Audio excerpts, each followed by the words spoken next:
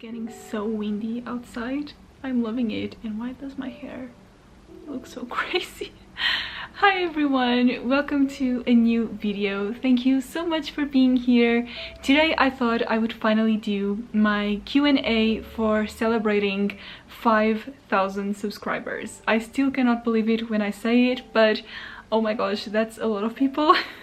And I am so grateful for every single one of you. Thank you so much for supporting me, whether you like my videos or just watch them or comment or support me on my Patreon as well. Whatever it is that you do, thank you so much for believing in me and supporting me and my content. It truly means the world, and I thought as a small way of celebrating I would do another Q&A because it truly has been a while since I did my last one, and it's always so fun to answer your questions. So that's what I'm gonna do today as soon as I drink a little bit of my tea, which is this blueberry tea, one of my favorites. I absolutely adore it.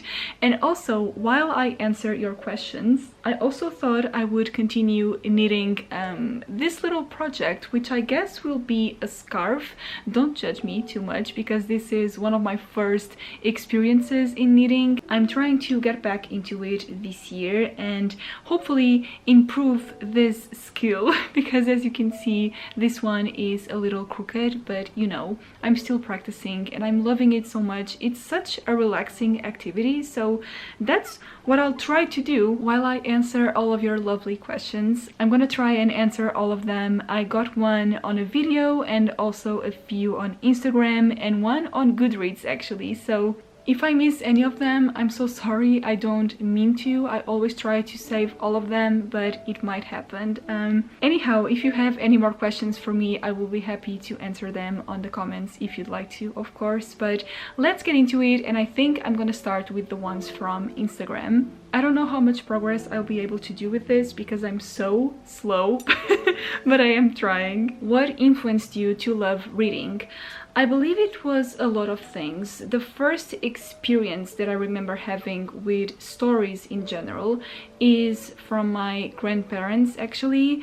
I began listening to stories they told me just before I went to bed. I believe one of the first stories was The Ugly Duckling, and then also Little Red Riding Hood and Cinderella and Snow White. I believe they didn't tell me the original fairy tales because those are quite dark, but I do have very fond memories of that, and it was the first time that I fell in love with words. I also remember listening to this audiobook, which I think was a tape back then, of Alice in Wonderland in Portuguese, but I remember listening to that. It was in a friend's house, so I don't remember exactly which edition it was or how it happened. I just remember having a little tape that said Alice no País das Maravilhas, which is Alice in Wonderland in Portuguese, and I remember loving that story. So those are, I guess, the first few moments that I remember when I fell in love with words and characters. I don't know, it's just so magical, that first feeling. But then the first book that I remember absolutely loving, it was actually a book series, and it was The Mallory Towers by Enid Blyton, or O Colégio das Quatro Torres in Portuguese. I did read them in Portuguese back then. It was a series that my mom loved, and she bought those books for me very kindly, and it was the first time when I truly felt that those characters were real and they were my friends. I remember going to school. I must have been, I don't know, maybe 6 or 7 years old, but I remember going to school and asking for Diana. I was like, where is Diana? Where is my friends? And guess what? That was the name of one of the main characters, and I genuinely believed that she was real, and I was very disappointed when I found out that she wasn't. So that's a very fond memory as well of mine. So I guess those are the first moments that I remember absolutely falling in love with books, and I never looked back ever since. Where did you find that mug with all the flowers on it? You find such beautiful mugs. Oh, thank you so much. Yeah, it is true. I have a bit of a problem. I have a huge mug collection because I do love mugs. I mean, tea and coffee and just hot drinks in general are some of my favorite things in the world. I love feeling all cozy and warm while drinking a cup of tea, and I love having a pretty mug to go with it. Not gonna lie, it is one of my biggest pleasures, I guess. It brings me so much joy, and that mug that you're talking about is one that I actually got in Spain, in Granada. It was such a fun trip, and it was very it was such a cute moment because I looked at the mug and it screamed me. I immediately grabbed it. It was a little expensive, but I told my mom, I just need to get this mug. I mean, it is me in a mug. I need it, and I've never seen one like it before. So I don't know, it was love at first sight. But yeah, I do own a lot of mugs. A lot of them are Disney inspired, like this one that you saw. It has Belle on it, and I have a lot more of this collection with other Disney princesses. I have a lot of them. Favorite place to get books? Well, we are in lockdown currently, which is very sad because I was actually getting to know a few other bookstores here in Portugal, which I hadn't heard about before. One of them is a secondhand bookstore that actually sells English books, and it is called Bookshop Bivar. I found it very recently, right before we got into lockdown again, and I was planning to visit it again because it is such a lovely place and it has so many books in great condition, and I just wanted to support it a lot more. And I also found a different store which is just one of the most beautiful ones in Lisbon. It is called Tantos Livros, and it has, again, such a wide selection of books. It is a very big bookstore, and it also sells cakes and tea. It is so lovely. And also I love the typical ones that I usually go to, which are Bertrand and Fnac, at least here in Portugal, of course. If you're talking about bookstores in general, I of course love, for instance, Foyles in London. I absolutely adore it. And Waterstones, of course. There are so many other ones that I would love to visit one day, and I know it will happen. I will just have to wait a little longer, of course. But other than that, I am of course trying to buy books online. I usually do use Book Depository just because it is cheaper, and sometimes shipping costs are crazy to Portugal. But if you have any other recommendations of sites that I can use where the pricing is not too much, because unfortunately that's my experience, usually the shipping costs more than the book itself, which is crazy. So if you have any recommendations, please do let me know. What's your Enneagram number and wing? That's such an interesting question. I love this type of tests to get to know your personality better. I am type 4, and I believe my wing is either number 6. I believe it is number 6 or number 2. I can't remember. I need to take the test again, but I am for sure number 4, which is also known as the romantic or the individualist. Not in a bad way, I promise. And I do relate to a lot of the traits that are associated with that number. A few characters that are usually associated with that personality are Belle from Beauty and the Beast and Jack Skellington, which I adore. I don't know, just a few characters that I truly relate to, which is so interesting. But I will need to take that test again, actually. It's been a while. I would love to know yours as well. What's your Enneagram number, and do you actually relate to it? Okay, I think this is going well. What do you think? I think so. You can see anything. Okay. I love this. This is so relaxing. One of my new favorite hobbies is just knitting while I watch Booktube videos whenever I have time, obviously. It is so relaxing. Some of your favorite TV series. Okay, if you don't know, I'm a huge movie slash TV shows fan. I adore them so much. Whenever people ask me if I prefer movies or books, I never know what to answer, because to me they are very different forms of art and I appreciate both of them for different reasons.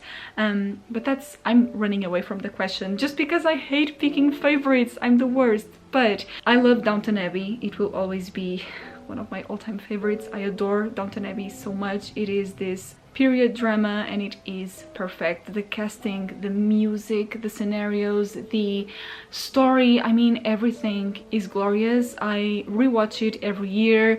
It is just, I cry every time, I laugh every time. It just touches my heart in a very profound way, I guess.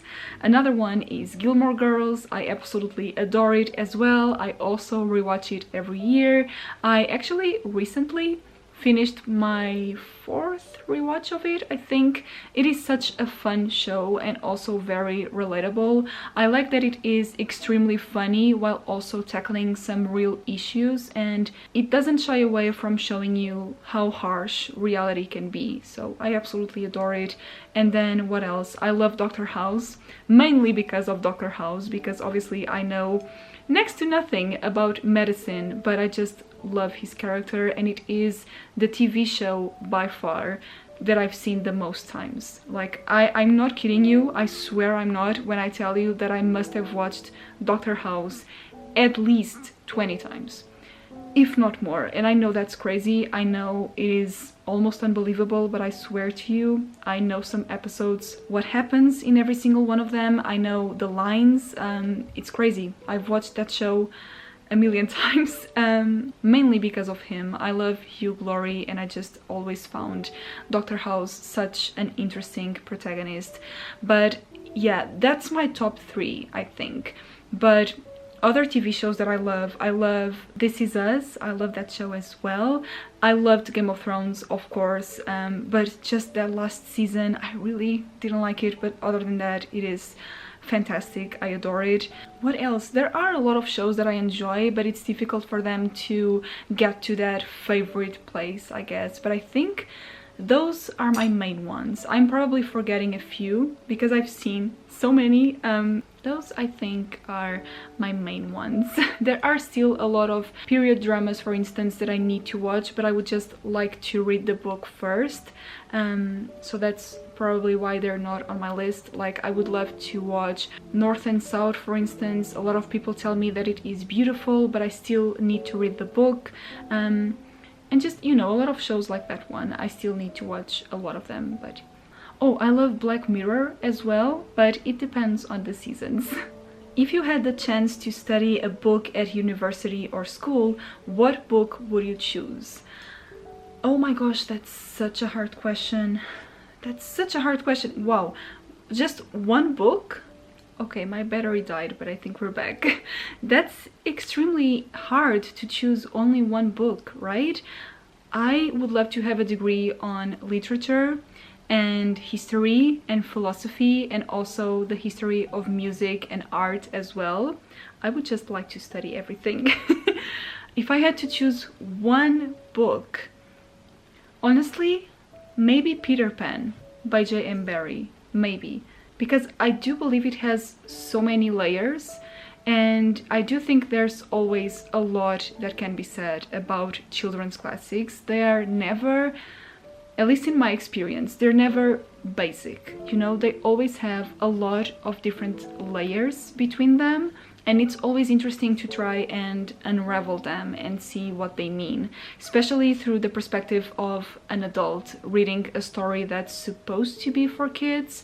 And Peter Pan is one of those books where I really enjoyed, but it made me feel so unsettled. There's something about it that always, I don't know, made me wonder, like, what am I truly reading about? What is the symbolism behind this story? So maybe Peter Pan, but honestly I could go with so many. The Picture of Dorian Gray as well, I would love to study it because it is one of my all-time favorites. There are too many choices. Alice in Wonderland would be a good one too. Honestly, can I say all of them? Favorite dessert? Oh, that's easy. That's tiramisu, no doubt about that. I also love carrot cake and like cookie cake. How do you call that? We have a dessert here in Portugal called bolo de bolacha, which is literally a book made of cookies, but it has coffee as well, and I don't know how you call it. But it's delicious. So that's my top 3 for sure, but tiramisu will always be my number 1. Especially if it has a lot of coffee. If you could spend a day in Middle Earth, what would you do? Oh my gosh, a day is not enough. I would just explore everything that I could possibly fit into a day. I would love to see everything and hang out with all the characters, with the hobbits, with the elves, with the dwarves, with the trees. I would just, oh my gosh, a day is not enough. I don't even know. I would just explore and jump and dance and sing and eat and be happy, I'm sure. But I would need a whole lifetime in Middle Earth, I swear. Was it easy for you to film your videos in English instead of Portuguese? Now I am used to it, but at the start it was not easy at all. And it was a choice that I made because I thought it would be, you know, more, I guess, easier for people to find my videos and talk to me, because obviously not everyone can speak Portuguese, and I thought it would be an easier way to meet new people and talk about books to everyone, I guess, and make friends.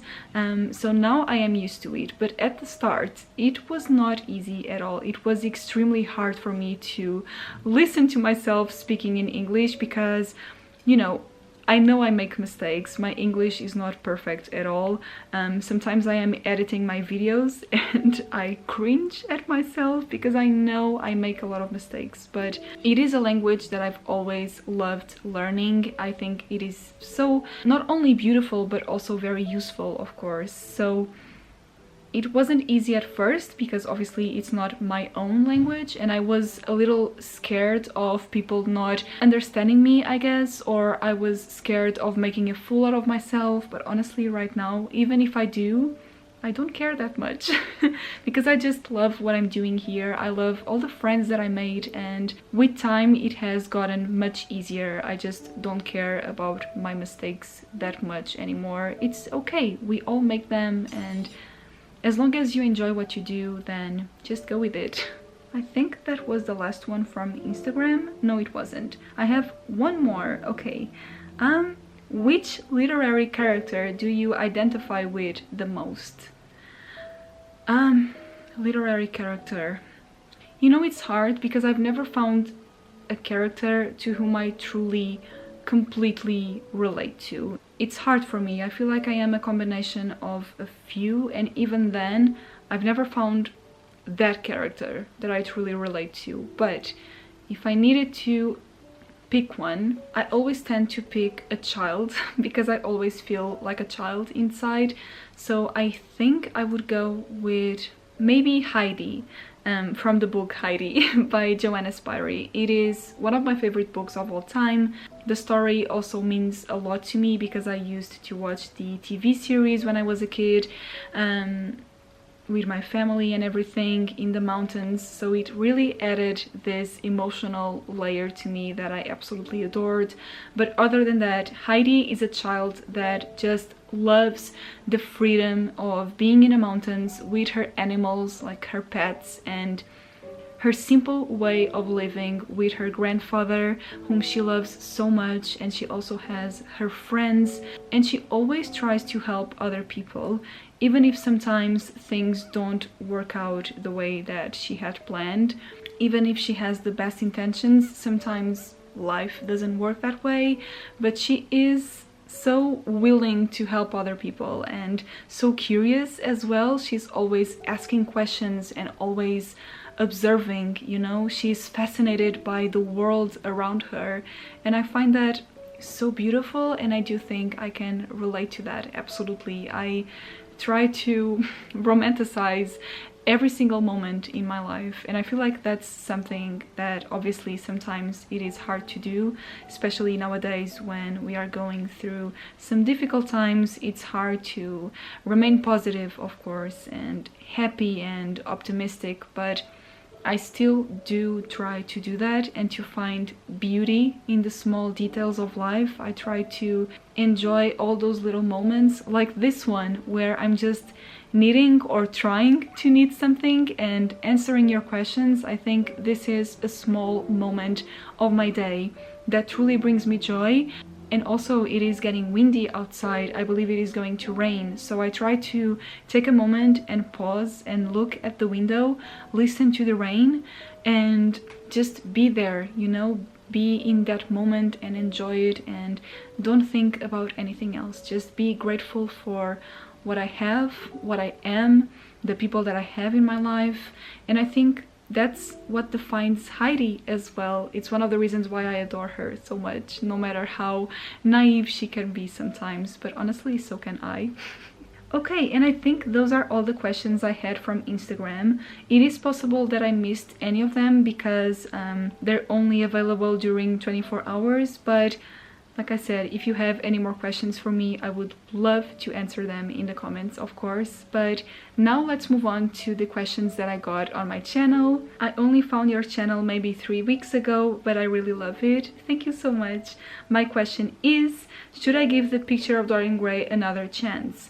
I wanted to like it, and I am wondering if my timing or lack of experience with the writing style threw me off. My answer is definitely yes. If you're not getting along with the writing style, maybe try the audiobook. I've never tried it myself, but I've heard a few people saying that it is excellent, so maybe that's a helpful tip. When you say lack of experience, I'm not sure what you mean.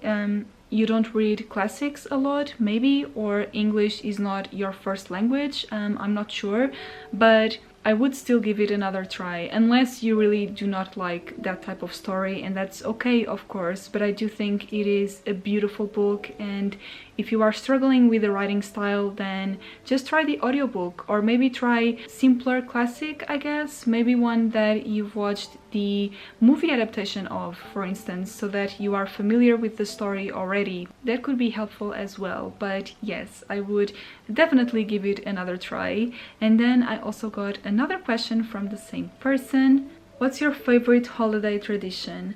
Oh my gosh, my favorite holiday tradition has to be, well, actually, I have two. Because I do love Halloween and Christmas, and on Halloween, not this year unfortunately, I mean 2020, and probably not on this one either, but usually on Halloween I'm always with two of my best friends, and with one of them I usually go to dinner and we have so much fun, and with the other one we usually do a movie marathon of scary movies. And those are very simple plans that I have with each one of them, but they always make my day. And then for Christmas, of course, I don't have a specific tradition, I don't think, but I do have dinner with my family on the 24th and then have lunch with them on the 25th with different sides of the family, and it is always wonderful.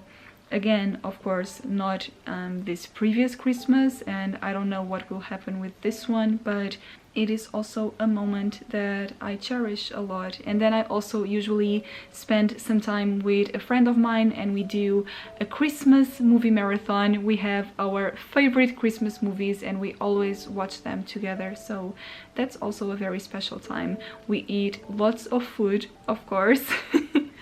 And listen to Christmas songs and just play video games. It is wonderful. We spend a whole day together and it is the best time. Do you have any new favorite book characters you discovered this year? And this year is 2020 actually. And yes, oh my gosh, yes I do. I have two new favorite series with some new favorite characters. The first one is of course The Lord of the Rings. Oh my gosh, I adore those characters so much. The Hobbits, I'm getting emotional. I love the Hobbits so much. Okay, I'm about to cry, what the hell? They are just the most wholesome creatures. I'm about to cry.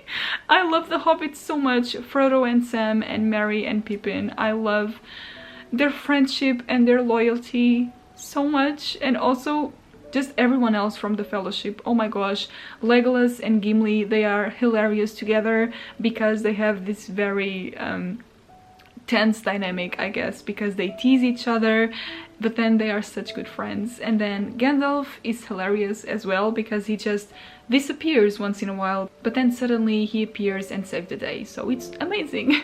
Just everyone from the Lord of the Rings is so wonderful and wholesome, and I love all of them. But then also I read the Blackthorn and Grimm trilogy by Juliet Marillier, and I love Blackthorn and Grimm with my whole heart. They are what make that series so special, and yes, I would read 10 more books about them because they completely stole my heart. They care about one another so much, and they have been through some awful events, and they are always there helping each other. It's beautiful. I love them. I think those are all my new favorite characters. I also loved everyone in The House in the Cerulean Sea by TJ Klune. That book is so cute, it feels like a warm hug, and they are all wonderful as well. So yes, I can't complain. I did have a pretty good reading year last year with a lot of wonderful characters. Okay, I'm trying to focus on both things, and this is very difficult.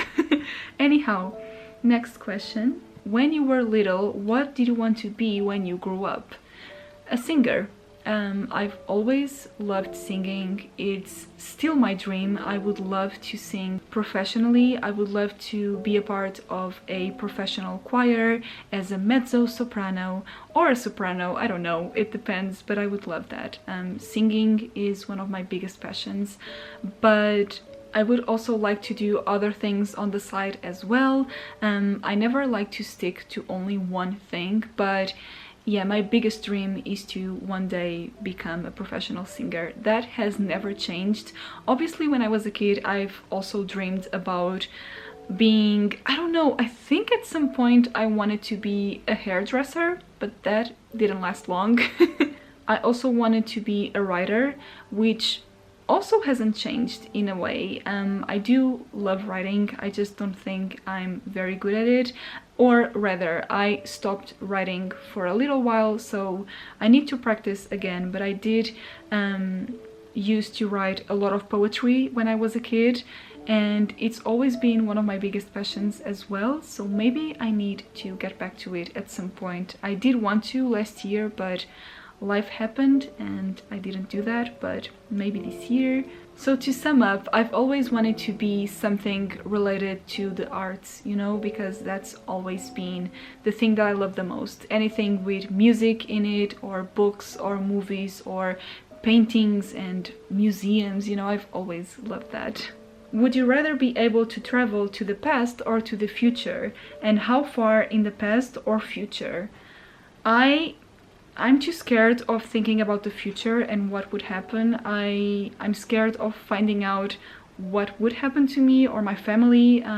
If I were to travel to the future, I would rather travel like 1,000 of years ahead of us and see what the world looks like, see if our planet survived, I guess. That sounds very dramatic, but obviously we are going through some climatic changes which are very sad, and we need to be careful with that because we need the world, but the world doesn't need us. And so I would like to see how the world handled our actions, I guess. But if I had to pick between future and past, I would definitely go to the past and see my grandparents again, to look at them one more time.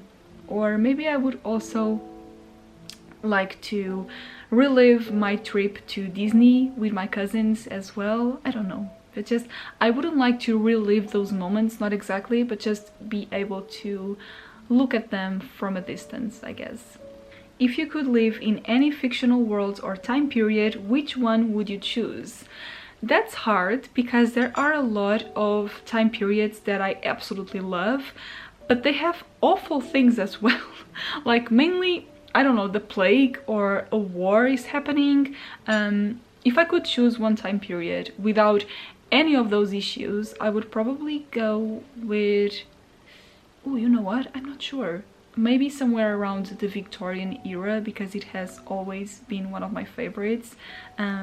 Maybe that, but on the other hand, I would also love to get to know people like Leonardo da Vinci or Mozart, those geniuses that changed everything for the arts, and I would love to be able to talk to them and ask them a few questions. There are just too many options, aren't there? I'm the worst at choosing, I'm so sorry. And then if you could choose 5 authors or characters, dead or alive, to have dinner with, who would they be? Okay, also I know those questions will be hard for you to answer because you can't pick favorites. Thank you, Sarah, I love you too. Yeah, oh my gosh, five authors or characters to have dinner with. Well, the first one would be Fernando Pessoa, because he is my favorite Portuguese author, and there are a lot of historical places here in Portugal because of him, like some coffee shops he used to go to.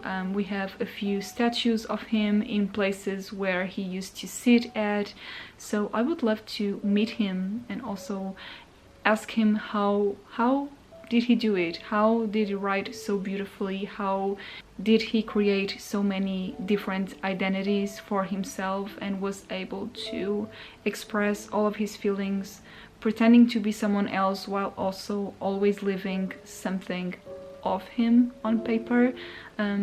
So that's definitely my first choice.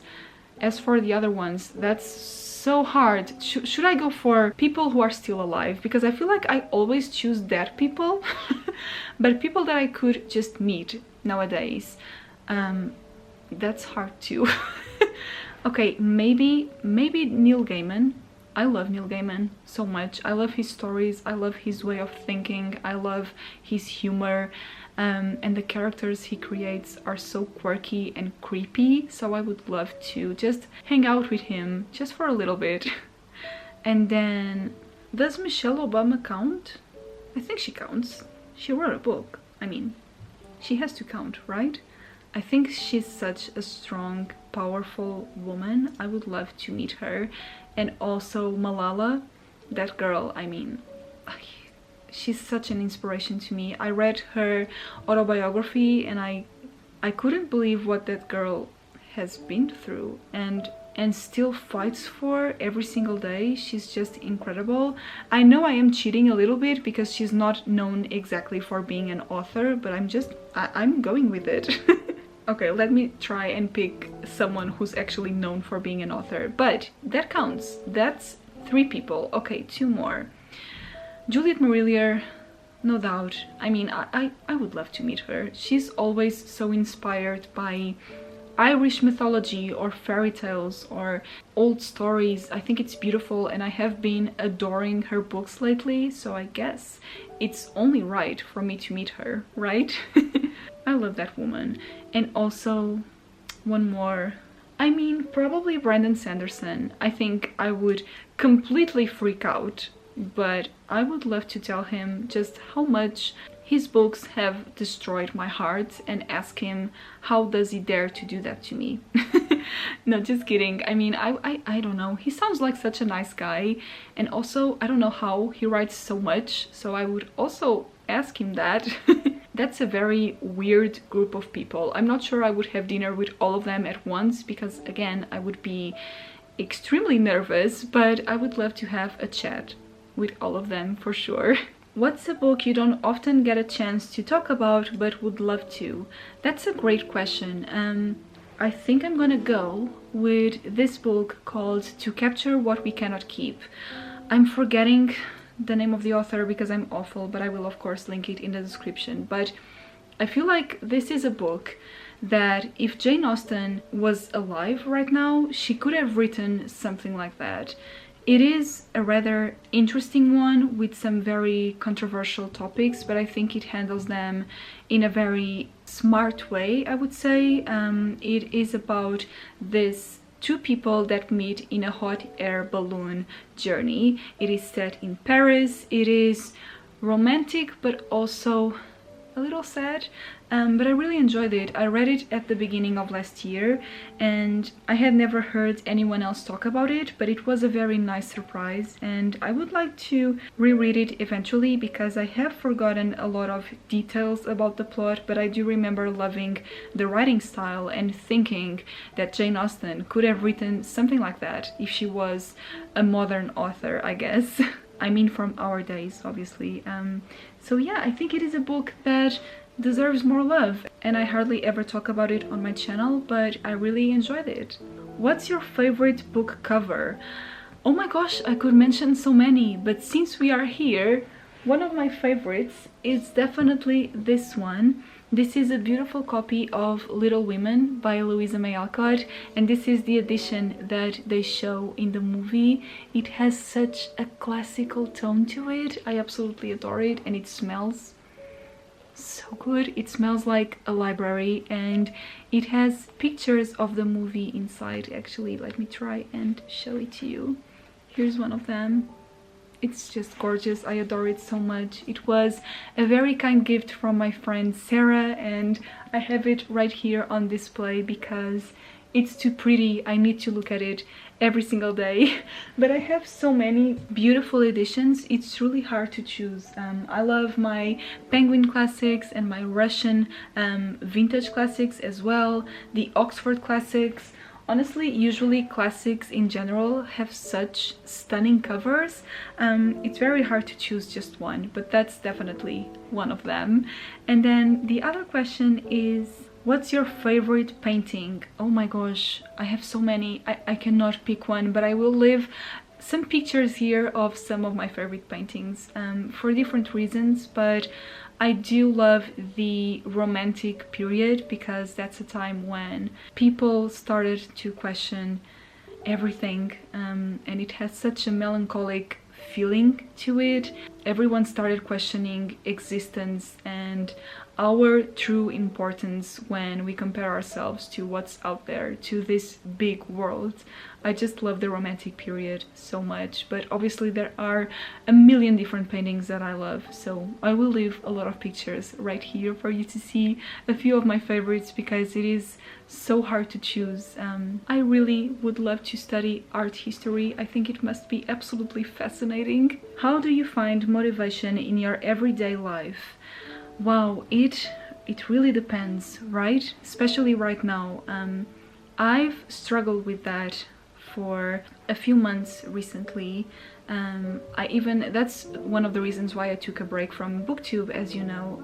As you probably know, I stopped filming for a while because life was getting in the way, I guess. A lot of things were happening and I was feeling extremely tired and not motivated at all. But I'm gonna give a very cliche answer, I guess, but at least what I do is to try and completely lose myself in things that I am passionate about and not feel guilty for doing that, because for me it is very hard to just enjoy doing something without thinking that I should be working or I should be studying and doing something productive, when in reality life is so much more than that, and what defines you is your passions, right? Your goals, your dreams, what makes you smile, what makes you get out of bed in the morning.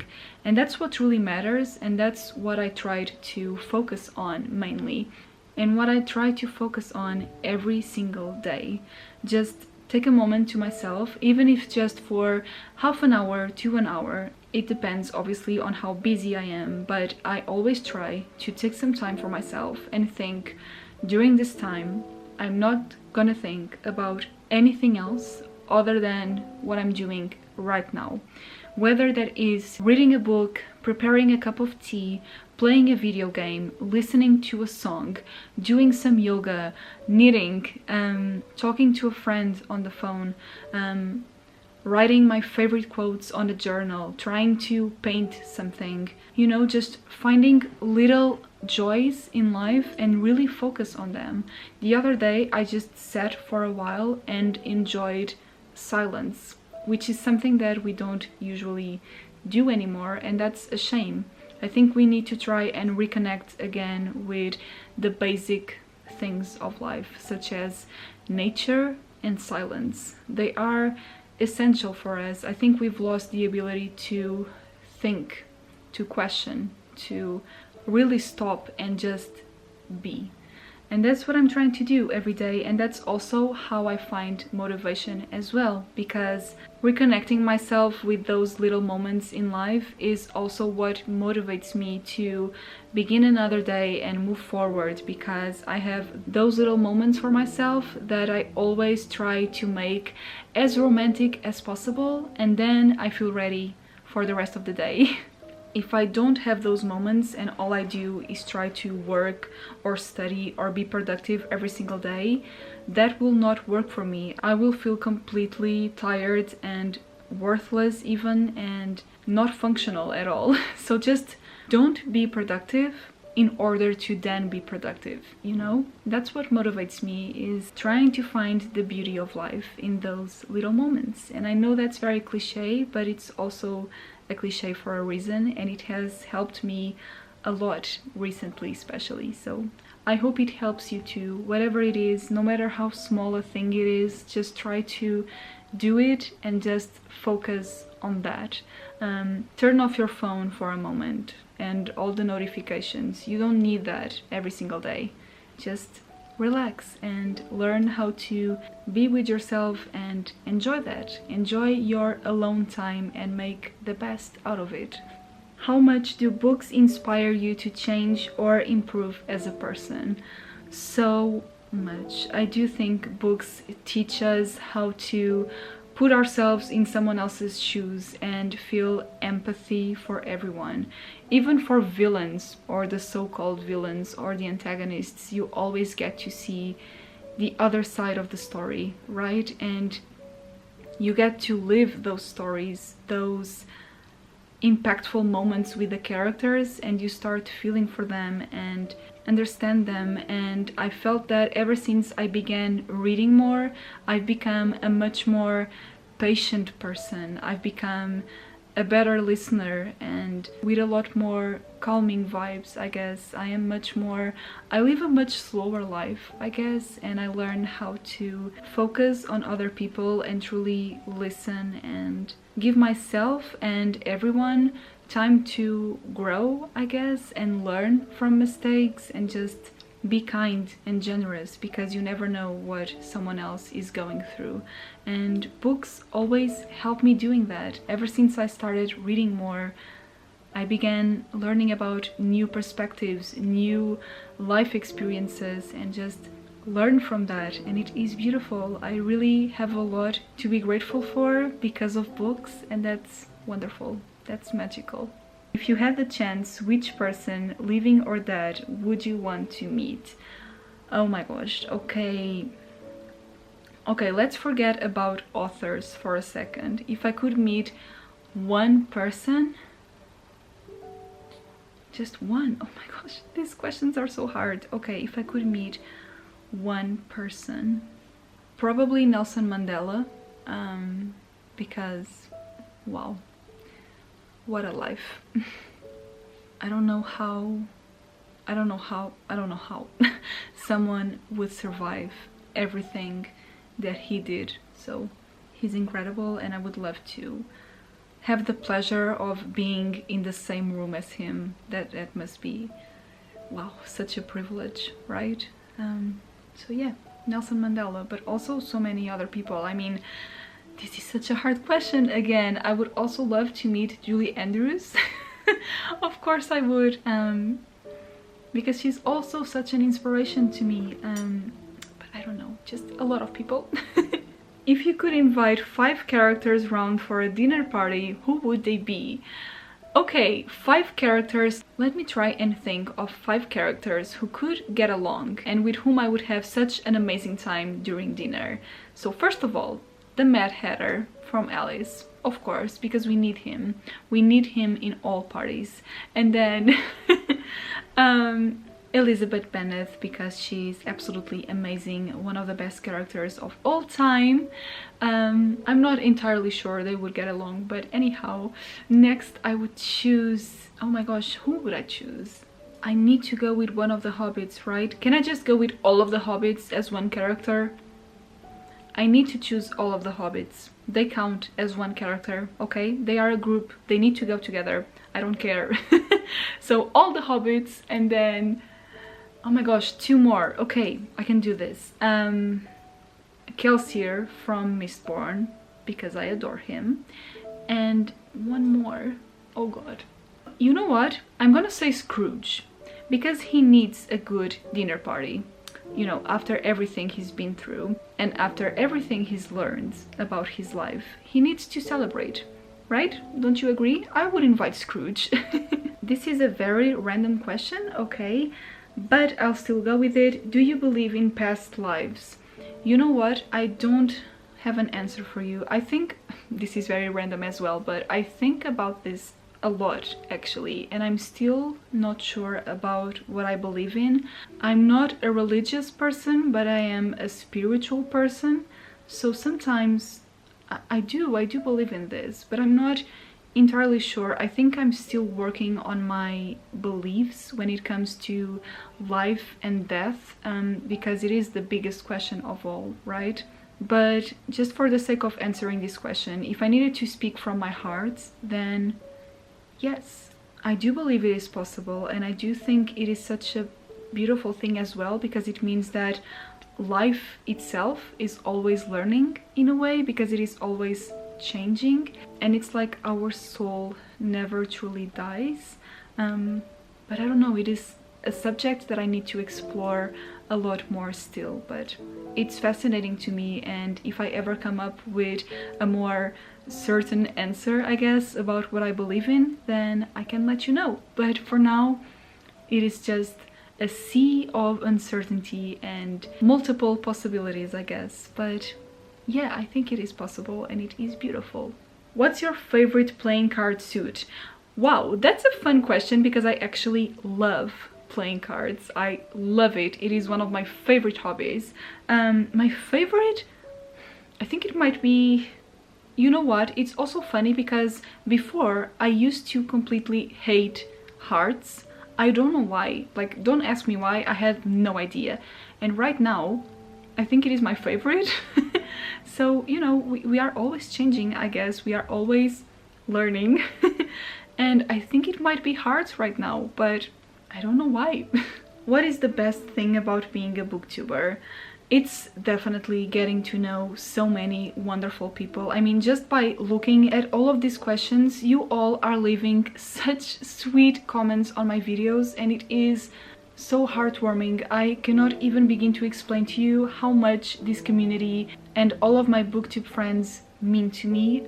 I care about them so much, and I don't even know them in person, but they are already some of my greatest friends. I love them, and also all of you, of course, just uploading a video and getting all of these beautiful comments from you, and then some private messages as well of all of you saying how much you enjoy my videos or anything. It is just so beautiful. It is the most wonderful feeling, and it is something that I wasn't exactly expecting, that this amount of people would enjoy my videos and say so many beautiful things about them. You are definitely the best part of Booktube, no doubt about that, and I truly hope you all know that. I hope you all know how much I appreciate you. I wouldn't be here if it weren't for you, and getting to discuss books with you, but not only that, just everything. I genuinely care about you. I already know a lot of your names, like the people who usually comment on my videos. I already recognize them, and I genuinely think about them and wonder if they're doing okay, how they're doing in life. I genuinely care about them, and I don't know, it is such a wonderful community. I adore it, and obviously it has its problems, because there are problems everywhere, and we are all people, we make mistakes, and of course that will always happen, but in general I cannot complain at all. Like, it is such a beautiful place, and I am so happy I decided to create a channel, because it brought me to you, and I will always be grateful for that. What are your favorite type of videos to make? I think that has to be vlogs, because I love editing them. I feel like they give me a lot of freedom, like creative freedom, and also I get to chat with you, which is my favorite type of video. Just like this one, I'm just feeling very cozy and having a good time with all of you. Just chatting while answering questions and knitting. That's the sort of thing that I usually do in vlogs as well. I get to tell you about my week or my weekend, what I've been up to, some book discussions, but then other general things. And I believe that's the reason why I love vlogs. They can be about anything really, and you all seem to enjoy them as well, and I am so happy for that. So yeah, definitely vlogs, but I do like filming all sorts of videos, I think. What are your favorite type of videos to watch? Well, I think those are vlogs as well, because I get to know the person better, I guess, because it's not only about books, it's about anything they want. If it is one of my favorite creators, then I will love all the videos that they upload, but usually vlogs have a more personal tone to them, and that's why I adore them. If you could meet and have coffee with one author, living or not, who would it be? Okay, let me try and think of another author. Oh gosh, there are so many. Probably Jane Austen. I still haven't mentioned Jane Austen, have I? I might have. Oscar Wilde, because yes, Oscar Wilde. I would love to meet him, and I would love to have a coffee with him and discuss everything about life. And also thank him for writing one of the best books ever written in history. So I don't really know what to ask, but I would like to just hear you speak Portuguese. It is such a pretty language. Maybe you could read your favorite Portuguese poem. Oh, okay, I wasn't expecting that. Okay, let me just grab a book, I guess. I actually have a Portuguese poetry book right behind me, and I would also love to meet this author. Unfortunately, she's not alive anymore, but I do love her works a lot. Okay, where is the book? Here it is. Oh my gosh, I could kill someone with this. This is a collection of poems by Sofia de Mello Breiner Anderson, and she is very famous for her poetry. All of them are beautiful, honestly. Let me see if I can try and find one small one. Okay. Okay, so I will now read in Portuguese. This is called Jardim Perdido, which means lost garden. Jardim perdido, a grande maravilha pela qual eternamente em mim a tua face se ergue e brilha. Foi esse teu poder de não ter fim, nem tempo, nem lugar e não ter nome. Sempre me abandonaste à beira de uma fome. As coisas nas tuas linhas oferecidas sempre ao meu encontro vieram já perdidas. Em cada um dos teus gestos sonhava um caminho de estranhas perspectivas, e cada flor no vento desdobrava um tumulto de danças fugitivas. Os sons, os gestos, os motivos humanos passaram em redor sem te tocar, e só os deuses vieram habitar no vazio infinito dos teus planos. That's it. It's beautiful. Oh, my phone is dying. Okay, wait a second. What is one book that you would love more people to read? I always say this one, I feel like, but The Traveling Cat Chronicles by Hiro Arikawa. Please, please read it. Please. Would you ever make a video in Portuguese with subs or something? I would be happy to if that's something that you would like. Let me know if you would like to see a video of me speaking in Portuguese, and also what should I do? I would love to do that if that's something you would like to see, of course. This is not exactly a question, but I would love for you to recommend some Portuguese classics or just your favorite books by a Portuguese author. Yes, I will actually do a video about that. Maybe some Portuguese books for you to start with Portuguese literature if you're interested. So definitely look out for a video like that. I'm not sure exactly when it would be up, but it's definitely on my to film list. One of my recommendations is definitely Sofia de Mello Breiner Anderson, whose poem I just read, because she's such an amazing author. She has a lot of children's books, but also poetry, and it's just one of the biggest references here in Portugal.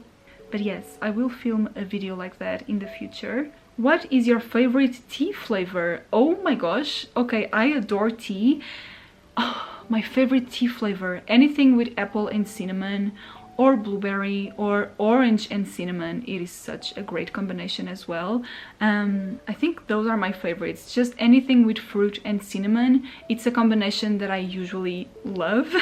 But I love all types of tea, I think. There's also one that's like rose petals or something. It's very nice. I'm not very picky when it comes to tea. I also love the classic English breakfast, of course. So yeah, I'm not picky at all. Just bring me some tea and I will be happy. What is your favorite bookmark? Okay, that's a fun question because I actually love bookmarks. I don't have only one favorite, but I do have a mug full of them right here, so I can show you a few of them. Here's this one that has Pokemon.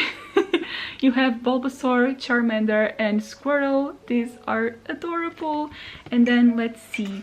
I also love these ones. Where are they? Yeah, that my mom got me when she went to Italy. They all have different designs of different Italian cities. That's two of them. Let me see if I can find any more. Yeah, they're here. They're all absolutely stunning. I think a few are from Venice and others from Firenze and another one from Rome, I think. They all have a lot of different cities and they are all so pretty. So these are definitely some of my favorites. I miss going to Italy, by the way. It is such a beautiful country. I also love this one because it has a hedgehog and it says curl up with a good book, and it has this little string attached to it. I love it. So those are just a few. Let me see if I can show you some, just one more. Okay, let me show you these ones because these are made from Brit, from the channel basically Brit, and they are beautiful. I love them and I have been meaning to buy a few more. Yeah, I think those are just some examples. Oh, okay, last one. This is one inspired by The Little Prince by Antoine de Saint-Exupéry. I love that book and I love this bookmark. Okay, you can see it. Why? Okay, there you go. Can you see? It has stars and moon and the fox. It's very cute. I love it. So yeah, I have a lot of bookmarks because people know I love them, so they just give them to me, and that's very sweet. Could you suggest me your favorite Portuguese book? I love that I'm getting so many questions for Portuguese books because I didn't know that was something that so many people were interested in. So I will definitely film a video with a lot more recommendations. But if you're looking for a good author to start with, then I would definitely say Fernando Pessoa. You have a book called The Book of Disquiet, which is beautiful. I'm not sure about how good the English translation is because obviously I've read it in Portuguese, but it is one of my favorite books, so maybe try that one. If you could have any book be turned into a movie or TV show, which book would you choose? I have to go with The House in the Cerulean Sea by T.J. Klune because it would make for a perfect Pixar movie. I immediately thought about that while I was reading it, and please, it needs to happen. It has all the Pixar vibes. I just think it would be so amazing in a movie form, so please make it happen. I would like to know how you would describe yourself as a person in 5 words, and also how you would describe your style. Wow, okay, describe myself in 5 words. That's no easy task. The first word that comes to mind, unfortunately, is insecure. I am extremely insecure about myself. I always doubt myself. I always question all of my capacities. It's a struggle. It's a struggle every day. I never truly believe in myself, and it is something that I'm still working on because it stops me from doing a lot of things that I want to do just because I never believe in myself, and that's sad and it needs to change. I've gotten better over time, but it's still something that I'm trying to improve on. The next word, I think, is hopeless romantic, which I guess is 2 words, but that's an expression, and it has always defined me. People even make fun of me sometimes, not in a bad way, they just tease me, because it's true. I see beauty and love in everything, and that's, you know, let's go back to a cliche, but that's both a curse and a blessing. But it's true. I see the good side in everything, the good side in people and in things, and I enjoy every single moment. And we're coming back to that, to what I said previously about trying to romanticize every single detail of my life. That's so true, and I've always been that way. And I actually like that about myself, because I feel like I live life to its fullest, because I feel everything so deeply. And you know, with that comes also being a big dreamer and extremely passionate, I guess. Those are a lot of words, but you know what I mean. It has always defined me. That's also why I relate to Heidi so much. Let's think of another word. I am a good listener, I think. I'm a good friend to my friends, you know. I give them time to talk and to let everything out whenever they need to. I think that's a very important thing to do, and I would say I do that.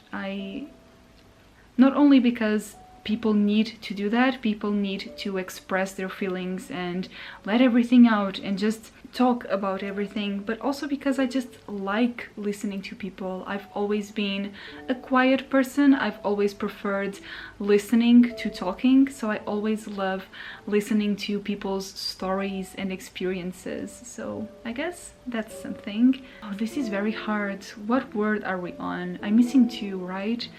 It's so hard to describe myself. I guess indecisive, because I can never decide on anything. I swear, you probably noticed that already. I can never pick favorites. I'm having a hard time picking words right now. I can never, well, not right now, but before, I could never choose on a place to, you know, have dinner. I never know what to choose to eat or what movie to watch. I'm just the most indecisive person that I've ever met. And sometimes that's annoying, I know, I'm sorry. Okay, final word, I think. Oh, this is so hard. Okay, let's try and pick something good. Another word is, I think I'm a pretty empathetic and sensitive person, I would say. If I see someone cry, I will start crying immediately. If I see someone happy, I will immediately feel happy for that person. Even if I don't know why that person is happy, I will get happy for that person immediately. Whenever I see someone talking passionately about something, I get so excited. I immediately get this contagious feeling, you know? So I feel like I am able to understand people's feelings and process them and go through them with those people, even though I obviously don't have the same experience they have. Like, I can always relate to them in a way. I can always feel what they're feeling as well, or at least be able to comprehend that, I guess. Being sensitive is a different thing, but I think it's tied to it in that I am extremely affected by things very easily, which obviously can be a good thing, but it's also a bad thing sometimes. I get hurt very easily, I get sad very easily. I just go through emotions in a very intense way, I guess. My own emotions, but also other people's emotions, that's what I mean. So I think those are a few words that describe me, I guess. And then about my style. While I don't care a lot about clothes, I do have my favorite combination of aesthetics, I guess, which is dark academia and cottagecore with a touch of gothic in there. There are days where I fully commit to that style and I adore it, and there are other days where I just put on some comfy clothes and that's it. But that's my favorite. Dark academia, cottagecore, and then a little touch of gothic. Yeah, that's my favorite combination. And like these comfy pieces of clothing where I just feel very warm and cozy, I love them. What's this hair doing, by the way? hence why I'm also trying to knit a scarf right now, because I like comfy accessories as well, and I love these warm tones like orange, brown and green. I love them. Those are my favorites. Are there any genres of books you don't enjoy or tend to avoid?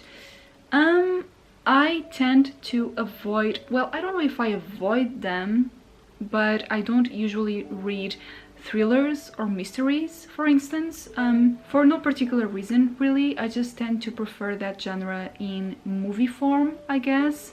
Another genre that I usually don't love is sci-fi. Maybe I still haven't found the right book, so if you have any recommendations, please let me know. I also don't tend to love books that focus only on romance, because they usually have some storytelling mechanisms that I'm not a big fan of, and they tend to be quite predictable, so I guess I don't tend to enjoy those either. I think those are the main ones, but I would like to get more into sci-fi, for instance, and maybe thrillers as well. I just don't think I've found the right books yet. So again, if you have any recommendations for any of those, I would love to hear them. What are the easiest classics to read for you, and what editions of classics do you find are the easiest to read from? That's an interesting question. I am trying to, or rather, I am planning a video where I am going to recommend some classics for beginners. I did do a video like that before, but I privated pretty much all of my old videos, and I'm trying to make new versions of a few of them. My classics for beginners recommendations being one of those. So I do already have a list, and it will be filled with recommendations of classics for someone who is not very used to reading them but would like to. So definitely look out for that video. One that I usually recommend is Rebecca by Daphne du Maurier, and also The Picture of Dorian Gray by Oscar Wilde, A Christmas Carol by Charles Dickens, and so on. I have a full list that I will be sharing on that video. And then the easiest editions to read, I think my favorites are the Penguin English Library Classics, because they have like a bigger font usually, and they are quite floppy, and they usually have a little introduction about the book to give you some context on the author and everything. So I think those are my favorites, but I also like the Oxford Classics and this Little Black Classics. You have a lot of good options, I think. If they do have a little introduction at the start of the book, that's usually a good way to experience the story, even though I would recommend maybe reading the introduction at the end, when you finish the book. Actually, I know that sounds weird, but usually the introductions can contain spoilers, but they're just a nice way for you to learn more about the book and the author. So what's usually in your mugs when you're filming? It's always tea. Except in summer, sometimes it is water, like cold water, but usually it is tea. And especially right now when it is cold outside, I always love having a warm drink with me, and yeah, it is always tea. The type of tea will depend though. What are some places you would love to travel to? Everywhere. My dream trip, because I believe it is the most expensive one, or one of the most expensive ones, and I would love to stay there for at least a month, so that will take me years, is Japan. By far, I've always been fascinated by the Japanese culture. It is so different than my own, and I do want to be able to speak Japanese and read in Japanese and be there for a long time and truly learn a lot more about everything there. It's been a long dream of mine, and it will take some time for me to be able to go there. Apart from the obvious reasons, obviously, but that's definitely somewhere that I would love to travel to. But then Norway as well, and Switzerland, New Zealand, Iceland, just everywhere really. I would also love to go back to a few places that I have visited already. I would just love to explore new cities, like in Ireland and Scotland, Canada, Austria, Italy, France. I would just love to travel around the world because it is one of my favorite things. What originally got you into studying music? So like I said previously, singing and music have always been one of my biggest passions. Since I can remember, my first show, the first musical that I ever saw, I was 5 years old, at least that I can remember. This is the first one that I can remember. I was 5 years old and I went to see My Fair Lady here in Portugal, and I remember completely falling in love with it. Completely, with every single aspect of the show. The actors, the stage production, the orchestra, the singers, the scenarios, the costumes, just everything that involves creating a musical or a show, I loved. I became completely obsessed with it, and ever since then I never looked back. Music has been a huge help for me during the most difficult times. It still is. I love it with my whole heart. When I first decided to study music, it didn't go so well. I started having a few classes to learn how to play the guitar, but my teacher was awful. He truly was. Like, he was very mean to me and my friend. We were taking classes together and he was very mean to us, and I hated it. So that was kind of a traumatic experience for me.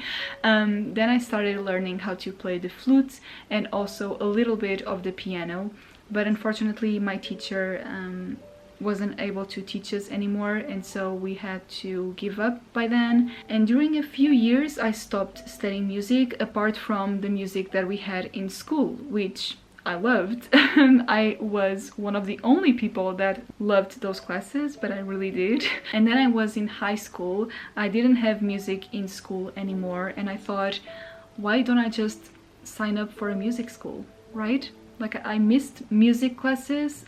Something was missing in my life, so I thought, let's just do it. And I did it, and I've been studying music now for almost 9 years.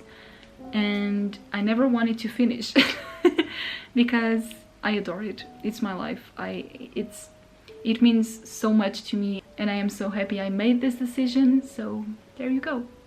Do you have others in your family who are musical as well?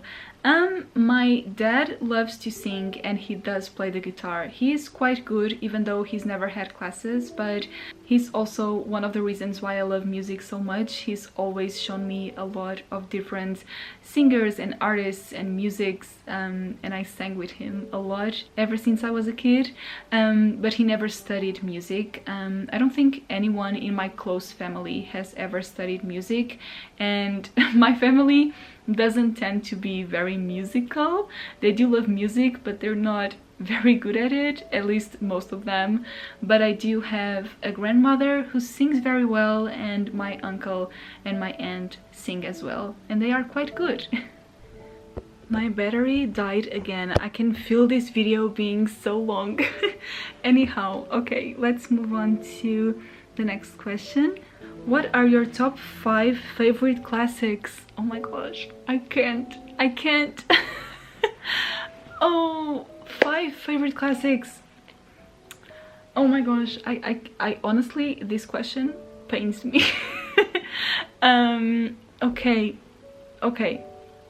Okay, let's just go with recent favorites. Anna Karenina, Tess of the D'Urbervilles, A Tale of Two Cities, The Turn of the Screw, and Crime and Punishment, maybe? Those are not necessarily my 5 favorites, but they are 5 classics that I read more recently and that I loved. So there we go, 5 classics that I read recently and loved, because I can never pick my top 5 favorites of all time. That's impossible. Where did you get your cute cup? I'm guessing you mean the one that I had on this video, on my announcement video for this Q&A. And if you mean that, then it is my Pinocchio mug, and I got it in Disney. Not in Disney, I got it at a Disney store here in Portugal. And I love it because it is very tall, so I can drink a lot of tea from it. It is perfect. Do you live in Portugal? Yes, I do.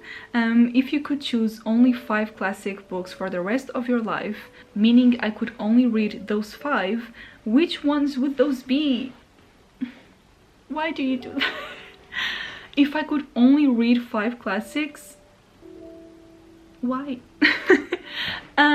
Okay, oh my gosh, okay, calm down. Pride and Prejudice, The Picture of Dorian Gray, A Christmas Carol, A Little Princess, and Heidi. I don't know. I could list, oh, I don't know, this is terrible, but those are definitely 5 that I love with my entire heart and that I would love to, you know, be able to read again and again and again. But that applies to so many other ones. I hate this question. I love it, but I hate it. What challenges have you faced as a booktuber? Coming from a new booktuber who admires your channel and achievements. Thank you so much, that's so sweet, and I am wishing you all the best luck for your channel. I'm sure you will do amazing. A few challenges, well, the first immediately was of course to speak in English because it is not my first language, so at first I was feeling very insecure about that. But then other challenges, I guess, just mainly the pressure that I put on myself to read books in a certain pace. I don't do that anymore because it's really not worth it. Reading is something that I love doing and I never want it to feel like an obligation, but I used to feel extremely pressured to finish a lot of books in a short period of time, especially for vlogs, for instance. I used to think that I had to finish at least 1 or 2 books whenever I was filming a vlog because otherwise it wouldn't be interesting. And that's just not true. I watch vlogs because I love getting to know more about that person. And even if someone doesn't read during the entire vlog, I don't care because I just want to know more about the person. I want to see how they're doing, you know? But yeah, that's something that I struggled with a lot. It's just pressure coming from myself. And then also, of course, deciding on what content I want to make, because sometimes I feel like it is very easy to just follow the typical structure of doing wrap-ups and TBRs and book hauls, which there's absolutely nothing wrong with that, obviously. But at first, because I didn't know exactly what I was doing, and I still don't know, but I used to be worse before, I wasn't sure about what I wanted to do, so I just followed that structure, I guess.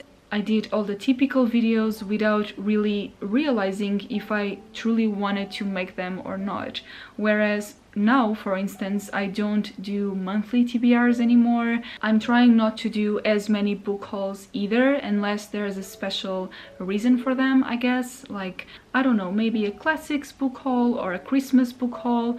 But other than that, I'm trying to not make as many of those. I'm trying to focus more on cozy content and vlogs and chatty videos, but it took me a while before I realized that and realized what I truly wanted to make with my channel, and that's a learning process that never ends, I feel like. Another struggle, of course, is comparing myself to others, because that comes with everything, right? That's a struggle that's common to so many different aspects of life, but I feel like I'm getting better at that as well, because I just feel so happy and proud of everyone else whenever someone reaches a milestone or whenever someone gets sponsored. I get so happy for them that I even forget to think about myself and what I'm doing wrong. I just don't think as much about that anymore.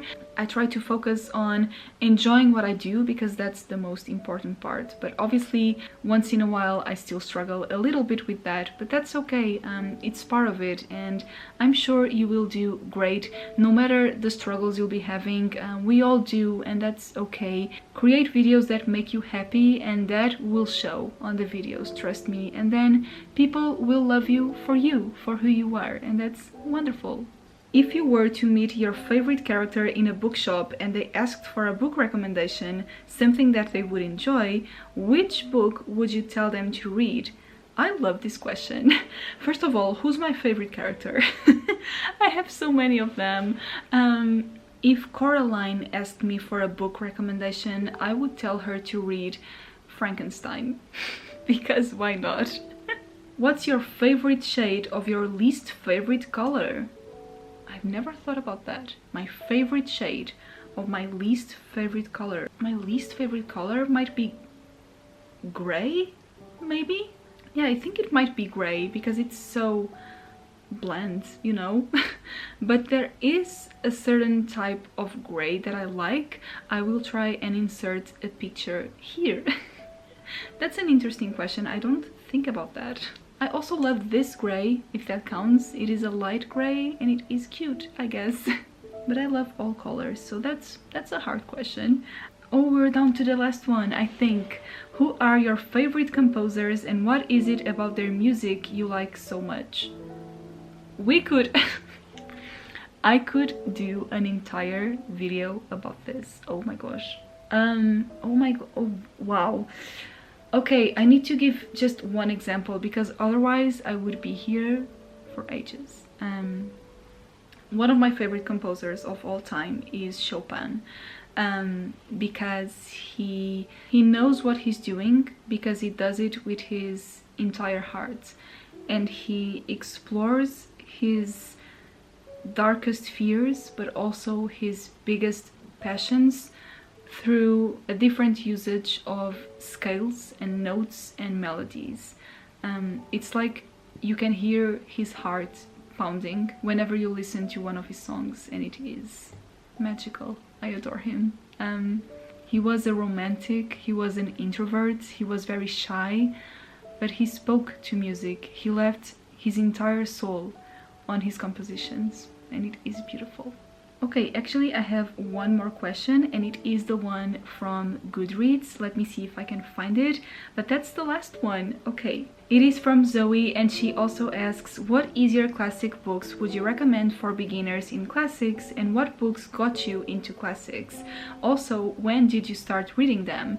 So about the classics for beginners, like I said, I am planning a video all about that, also about how I got into reading them, what books did I read first and why, and also a few tips to get more into classics. So I will film that video eventually, but the first classics that I read were Dracula, The Picture of Dorian Gray, Oliver Twist. Those are just a few examples. Alice in Wonderland as well. And I read all of them when I was about between 11 and 14 years old. I would say that was my first introduction to classics, and that's when I fell in love with them. I didn't even realize I was reading classics, I guess. I was just reading very old books and I loved them, and ever since then it's been a big passion of mine, and I'm hoping to read a lot more in the future, of course. But I'm so happy to be getting all these questions about classics, and it makes me even more excited about filming a video all about that I truly hope you enjoy. I guess my tips are very simple, but I will talk about my experience and how I got into them, a few more that I read, and a few, you know, suggestions for you, of course. So I truly hope you enjoyed that video, and I also hope you enjoyed this one, even though it will be very long, I can tell, so I'm very sorry about that. I tried being quick, but your questions are so wonderful that I like to take my time answering them. Also, let me show you my progress with this little project that I have going on here. So we are this far into it. Not too bad, I don't think. I'm hoping to continue working on it every single day, just so I don't lose the touch, you know. I'm excited to keep going. But yeah, okay, that's the end of this video. I truly hope I was able to answer all of your questions. Thank you so much to everyone who sent me one, and of course, as always, thank you so much for watching this video and for all your incredible support. Thank you again so much for 5,000 subscribers. It is crazy, and I still can't believe it. So I'm very grateful for all of you. Thank you so much for being the lovely people you are, and yeah, I hope you're having a wonderful day, and I will see you again very soon on my next video. Bye!